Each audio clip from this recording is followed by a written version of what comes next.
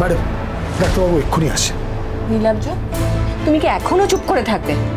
আমি নিজের চোখে দেখেছি রোশনাই গরিমার গায়ে আগুন দিয়েছে, তুমি এখনো চুপ করে থাকবে, কিচ্ছু বলবে না?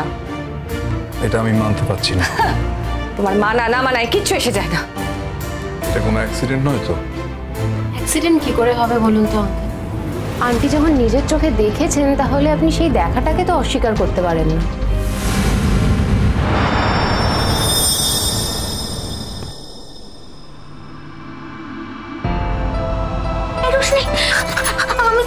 আমি জানি ওরা তোকে মিথ্যে দোষ দিচ্ছে, তুই কিচ্ছু করিসনি। ওই ওই ওই সুরঙ্গম আন্টিটা তোর নামে বাজে কথা বলছে, আমি সব বুঝতে পেরেছি। শোন, তুই একদম চিন্তা করবি না, কেউ তোর কিচ্ছু করতে পারবে না, আমি আছি তোর সাথে। হ্যাঁ, একদম কষ্ট পাবি না, আমি আছি তোর সাথে, কিচ্ছু হবে না তোর, কিচ্ছু না, কিচ্ছু।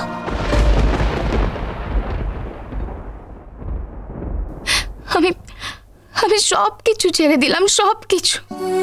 তবুও তুমি গরিমা দিদি কেন এত বড় ক্ষতি করলে ঠাকুর? কেন? আমি কোনোদিনও গরিমা দিদির এই ক্ষতি করতে পারি না। স্যারজি, আপনি কি আমাকে বিশ্বাস করলেন? আমি গরিমা দিদির এই ক্ষতি করতে পারি না স্যারজি। আপনি যাকে ভালোবাসেন, আপনি যার সঙ্গে সংসার করতে চাচ্ছেন, আমি তার ক্ষতি করব? কখনো না, কোনোদিনও না। আমি তো চেয়েছি শুধু আপনারা ভালো থাকুন, ব্যাস।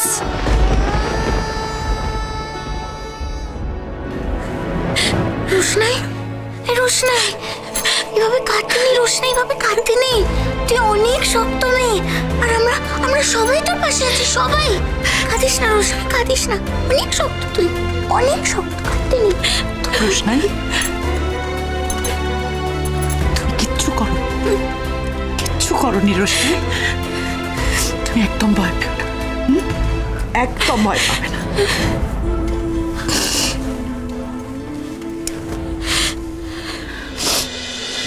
ওর তো টার্গেটই ছিল এটা, 2-2 4 করতে চেয়েছে। আমি বলে দিচ্ছি, ও থাকতে বাদশা আর গরিমার বিয়েটা কোনোদিনও হতে দেবে না।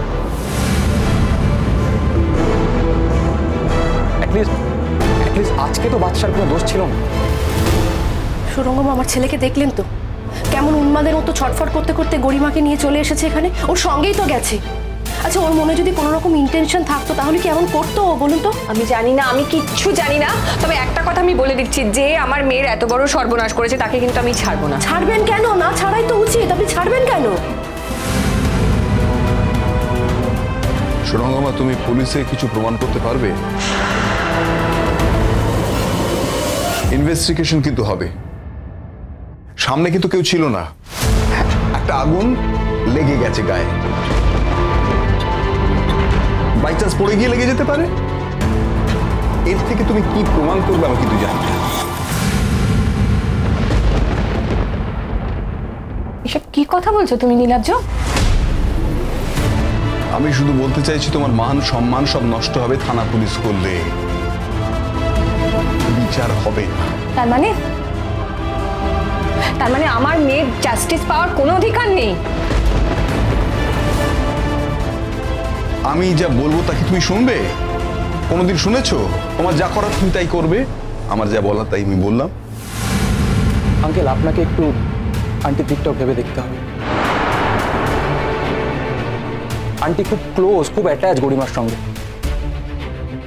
বিয়ের আসরে এরকম একটা ঘটনা ঘটে যাবে আমি ভাবতেও পারছি না, আমাদের সকলের খুব খারাপ লাগছে।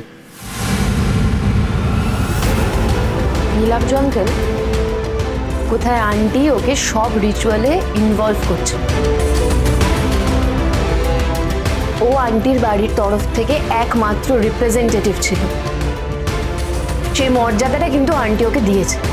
আর ও কি করলো, ও কিভাবে রিওয়ার্ড দিল সেটাও কিন্তু তোমায় দেখতে হবে। আমি একটা কথা বলি রাজা, জাহ্নবী, এই আলোচনাটা এক্ষুনি এখানেই বন্ধ করে। We should be more bother যে গরিমার কি হচ্ছে, ঠিক আছে? এই আলোচনাগুলো আমরা পরে করব। রোশনাইয়ের ব্যাপারটা তো আমাদের হাতেই রইল, আর সত্যি যদি ওর ইনভলভমেন্ট থাকে বা ও ইনভলভ থাকে তা তো ওকে ছাড়বো না আমরা। সব থেকে বড় চ্যালেঞ্জ হচ্ছে আজ রাতের মধ্যে যদি গরিমাকে আমরা বাড়ি নিয়ে যেতে পারি, দ্যাট ইজ দ্য চ্যালেঞ্জ।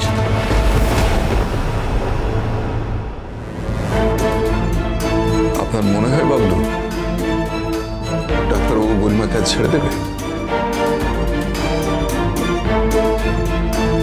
আমার তো মনে হয় না। তাহলে কি লগ্নভ্রষ্ট হয়ে গেল? আন্টি আন্টি কি বলছো তুমি? লগ্নভ্রষ্টা কেন হবে? বিয়ে তো সময় মতো শুরু হয়ে গিয়েছিল। যদি বিয়ে সময় মতন শুরু না হতো বা বর কনে কেউ মণ্ডপ ছেড়ে চলে যেত তাহলে লগ্নভ্রষ্টা হতো না। লগ্নভ্রষ্টা কেন হবে? তুমি বুঝতে পারবে না জাহ্নবী, তুমি তো মা হওনি, তুমি আমার সিচুয়েশনটা বুঝতে পারবে না। লগ্নভ্রষ্ট হওয়া একটা অভিশাপ জানো। আন্টি প্লিজ এরকম করো না, এরকম তো কিছু হয়নি। বিয়ে কিন্তু সত্যি সময় মতন শুরু হয়েছিল, শুধু ওই সপ্তপদী আর সিঁদুরদানটা বাকি ছিল। তার মানে তো বিয়ে সম্পূর্ণ হয়নি বলো? আন্টি একটু শান্ত হও সুরঙ্গমা, একটু শান্ত।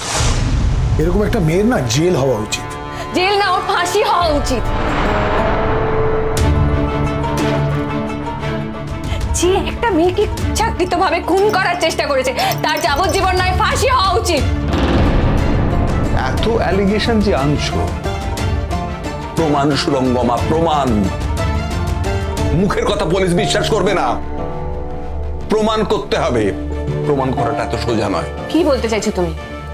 আমি আর কিচ্ছু বলতে চাইছি না, আমি শুধু বলতে চাইছি যে তুমি দয়া করে এখন মেয়ের চিকিৎসার ব্যাপারে কনসেন্ট্রেট করো।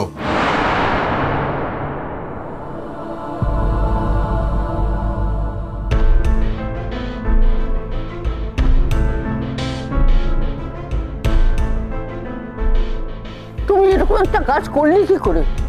তোমার কি ধর্ম বলে কিছু নেই? তুমি একটা মেয়েকে মেরে ফেলতে চাইলে?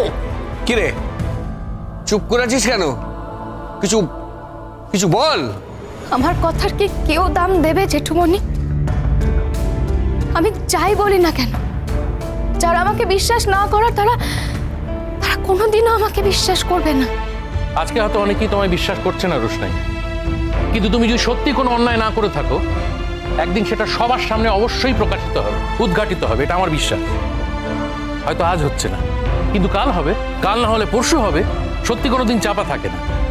আর আজকে তোমাকে ভুল বুঝে যারা তোমায় অপমান করছে, তাতে করে তোমার মনের ভেতরে কি হচ্ছে আমরা বুঝতে পারছি। তুমি চুপ করো ছোট, তোমার কোনো বিচার বিবেচনা আছে?